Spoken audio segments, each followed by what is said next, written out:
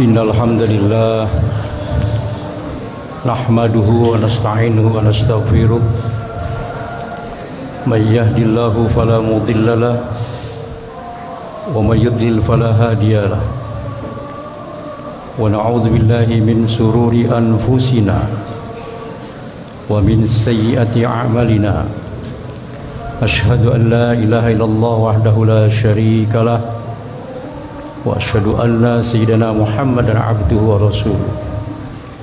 Allahumma fassalli wa sallim ala abdika wa rasulika sayyidina wa habibina wa syafi'ina wa maulana Muhammadin sallallahu alaihi wasallam wa ala alihi wa sahbihi ajma'in. Amma ba'du.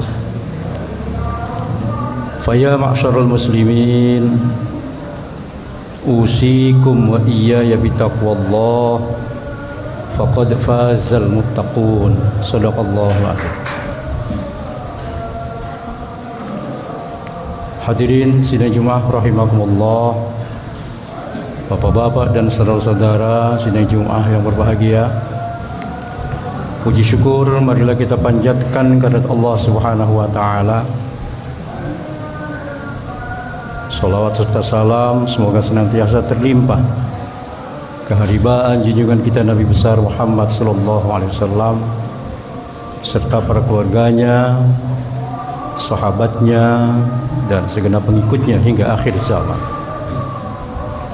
Selaku khatib tentu saja saya tak lupa menyampaikan wasiat terutama untuk diri pribadi dan umumnya untuk jamaah sekalian. Marilah kita senantiasa berupaya meningkatkan kualitas takwa kita kepada Allah Subhanahu wa taala dengan sebenar-benarnya takwa, agar kelak kita dapat memperoleh predikat muttaqin di sisinya. Sebelum masuk materi khutbah, saya ingin menyegarkan kembali ingatan kita semua akan hadis Nabi yang berbunyi, iza qulta li sahibika min yaumil jumu'ati ansit wal imam yakhtub faqad lagauta. Apa artinya? Jika kamu berkata-kata dengan teman sebelahmu pada hari Jumat, ansit, diamlah. Wal imam yakhtub, sedangkan khatib sedang menyampaikan khutbahnya, faqad lagauta, sia-sia Jumat kamu. Oleh karena itu khatib merasa gembira, bersyukur bahwa jamaah di Masjid SMA 16 ini, Masjid Nurul Ilmi SMA 16 Palmerah, berisiknya tadi saja tuh ketika khatib belum naik mimbar, sekarang udah nggak berisik lagi. Insya Allah ibadahnya menjadi ibadah yang diterima di sisi Allah Subhanahu wa taala. Dan bagi yang masih ngobrol, hentikan segera kalau tidak mau sia-sia ibadah kalian pada siang hari ini. Bagi yang sudah tenang, pertahankan sampai selesai Jumat ini, nggak sampai 1 jam. Ya, mudah-mudahan ibadah yang kita lakukan pada siang ini merupakan ibadah yang mendapat ridho dari Allah Subhanahu wa taala. Hadirin sidang Jumat rahimakumullah. Tema khutbah yang akan saya sampaikan dalam kesempatan yang berbahagia ini adalah kecerdasan dalam perspektif Islam. Berbicara tentang kecerdasan, maka yang terbayang dalam benak kita adalah mereka orang-orang yang memiliki IQ di atas rata-rata. Kita sebut saja misalnya Galileo Galilei. Dia adalah seorang matematikawan. Dia juga seorang fisikawan. Dia juga seorang astronom. Dia juga seorang filosof yang berasal dari negara Italia. Dialah yang menemukan sebuah alat yang bernama teleskop, sebuah alat yang dapat mendeteksi benda-benda yang ada di langit. Contoh lain misalnya Thomas Alva Edison. seorang ilmuwan yang berasal dari Amerika. Dialah salah seorang ilmuwan yang begitu aktif pada zamannya, sehingga begitu banyak hasil temuannya, antara lain lampu pijar dan kelistrikan, alat perekam suara, perangkat yang selalu digunakan untuk memutar film-film yang ada di bioskop atau yang dikenal dengan sebutan kinetoskop, dan masih banyak lagi. Hadirin, itulah di antara ilmuwan yang begitu terkenal namanya di dunia. Dalam perspektif sains dan teknologi, mereka adalah orang-orang yang cerdas. Tapi bagaimana dalam perspektif Islam? Nah, dalam hal ini mari kita coba simak sebuah hadis yang menerangkan bahwa pada satu ketika Rasulullah ditanya oleh salah seorang sahabatnya, "Ya Rasulullah, wahai Rasulullah, fa ayyul mu'minina aqyas?" Orang mukmin manakah yang paling cerdas? Qala, jawab Rasulullah, "Aktsaruhum lil mauti zikram wa ahsanuhum lima ba'dahu isti'dadan. Ulaikal aqyas." Kata Rasulullah, orang yang paling cerdas itu adalah aktsaruhum lil mauti zikran, orang yang paling sering mengingat mati. Wa ahsanuhum lima ba'dahu isti'dadan, dan orang yang paling baik persiapannya untuk menghadapi kehidupan sesudah mati. Ulaikal aqyas, mereka itulah sebenarnya orang yang cerdas. Begitu jawaban Rasulullah dalam hadis yang diriwayatkan oleh Ibnu Majah. Hadirin, berdasarkan hadis tersebut dapat kita simpulkan bahwa sesungguhnya Rasulullah secara implisit telah menegaskan kepada kita bahwa untuk hidup bahagia, bahwa untuk hidup selamat, bahwa untuk hidup sejahtera dunia dan akhirat tidak cukup dengan kecerdasan intelektual saja, tidak cukup dengan kepintaran otak saja, tapi ada kecerdasan lain yang sangat menentukannya. Nah, terkait dengan hal itu sejarah menerangkan bahwa pada akhir abad ke-19 para ilmuwan menemukan lagi satu jenis kecerdasan yang ada dalam diri manusia yang disebut dengan kecerdasan emosional. Kemudian pada pertengahan abad ke-20 para ilmuwan menemukan lagi satu jenis kecerdasan yang ada dalam diri manusia yang disebut dengan kecerdasan spiritual. Dengan demikian, dalam diri manusia sesungguhnya Allah telah anugerahkan 3 jenis kecerdasan. Walaupun tingkat kecerdasannya, kualitas kecerdasannya antara manusia satu dengan yang lain berbeda-beda, tapi pada dasarnya Allah telah anugerahkan 3 jenis kecerdasan pada setiap manusia itu. Pertama, kecerdasan intellectual quotient atau yang disingkat dengan IQ. Kedua, kecerdasan emotional quotient atau yang disebut dengan EQ. Lalu yang ketiga, kecerdasan spiritual quotient atau yang disingkat dengan SQ.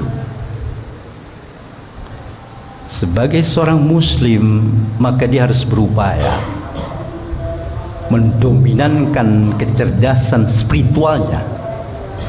Sebab orang yang bagus kecerdasan spiritualnya, maka dia akan mampu menggerakkan dan mengerahkan kecerdasan intelektual dan emosionalnya secara proporsional dan lebih bermakna.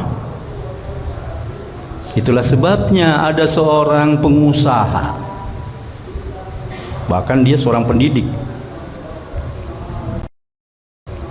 karena pernah menjadi dosen di salah satu perguruan tinggi di Bali.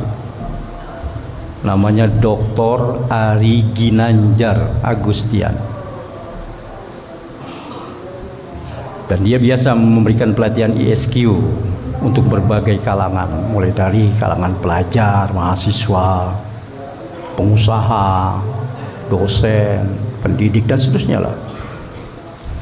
Kata Ari Ginanjar, manakala manusia telah sampai pada puncak kesuksesannya, tapi lemah kecerdasan spiritualnya, maka kekayaannya, kedudukannya, jabatannya akan menjadi sumber masalah dalam kehidupannya.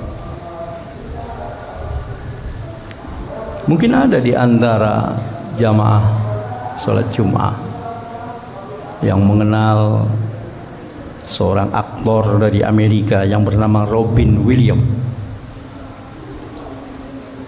Boleh dibilang dia sudah masuk kategori orang sukses. Sudah begitu banyak film yang dibintanginya, film layar lebar. Sudah begitu banyak penghargaan yang telah diraihnya. Hartanya pun berlimpah ruah. Tapi sayang, ketika dia menghadapi persoalan kecil dalam hidupnya, dia menderita penyakit Parkinson, dia stres berat. Akhirnya dia mengakhiri hidupnya dengan cara memprihatinkan. Dia mati dengan cara bunuh diri.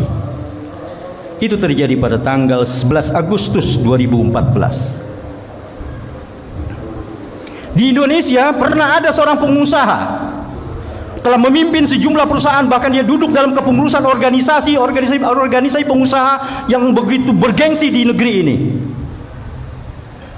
Katakanlah orang ini bisa dikatakan orang sukses, memimpin sejumlah perusahaan. Tapi sayang, ketika menghadapi persoalan kecil dalam perusahaannya, stres berat dia, sehingga dia mengakhiri hidupnya pun cukup mengenaskan. Dia mati dengan cara gantung diri di kamar rumahnya. Ini terjadi pada tanggal 23 Januari 2013. Jadi jelas bahwa untuk hidup bahagia tidak cukup dengan kecerdasan intelektual saja, tidak cukup dengan kepintaran otak saja, tidak cukup dengan nilai rapot saja, tidak cukup dengan indeks prestasi saja. Tapi ada kecerdasan lain yang sangat menentukannya, yaitu kecerdasan spiritual. Sekarang kita lihat coba intelektual muslim yang begitu harum namanya dalam sejarah, namanya Ibnu Sina.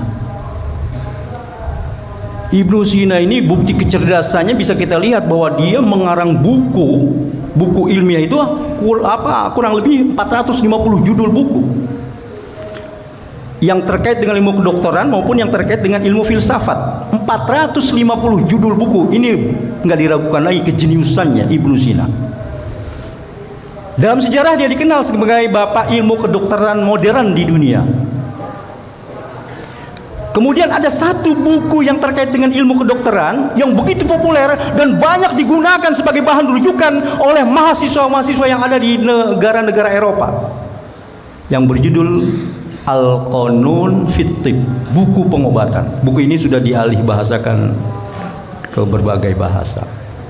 Ibnu Sina di barat dikenal dengan sebutan Avicenna. Yang saya ingin katakan adalah bahwa Ibnu Sina, kalau dia melakukan penelitian ilmiah, lalu dia menghadapi kendala, dia menghadapi kesulitan, fayazhabu ilal masjid, maka dia pergi menuju ke masjid. Summa yatawaddo, kemudian dia berwudu. Summa yusolli, kemudian dia sholat. Summa yad'u, kemudian dia bermohon pertolongan kepada Allah Subhanahu wa ta'ala. Ini contoh intelektual muslim yang tidak terpukau pada kecerdasan intelektual dan emosional, tapi justru memperhatikan kecerdasan spiritualnya. Nah, kecerdasan spiritual itu paling tidak sebangun dengan terminologi takwa dalam ajaran Islam. Maka berbahagialah seorang muslim yang memiliki sikap takwa, karena seluruh aktivitasnya akan bernilai ibadah di sisi Allah Subhanahu wa ta'ala. Dan takwa itu harus kita miliki kapan dan di mana saja berada. Allah Subhanahu wa ta'ala menegaskan dalam Al-Qur'an surat Al-Baqarah ayat 197, wa tazawwadu fa inna khairaz zadi taqwa. Berbekalah kamu, maka sebaik-baik bekal adalah takwa. Wattaquni, bertakwalah kepada aku, kata Allah. Ya ulil albab, wahai orang-orang yang berakal. Akhirnya kita bermohon kepada Allah Subhanahu wa taala. Mudah-mudahan Allah senantiasa memberikan hidayah dan taufiknya kepada kita semua. Mudah-mudahan Allah senantiasa membimbing kita semua ke jalan yang lurus, jalan yang diridhoinya, sehingga Allah takdirkan kita semua sebagai pribadi-pribadi yang bertakwa. Dalam artian tidak hanya cerdas intelektualnya, tidak hanya cerdas emosionalnya, tapi juga cerdas spiritualnya. Barakallahu li wa lakum fil Qur'anil azim wa nafa'ani wa iyyakum bima fihi minal ayati wa dzikril hakim. Aqulu qouli hadza wa astaghfirullahal azim li wa lakum wa li walidayya wa li walidaykum wa li jami'il muslimin wal muslimat wal mu'minina wal mu'minat wastaghfiruhu innahu huwal ghafurur rahim.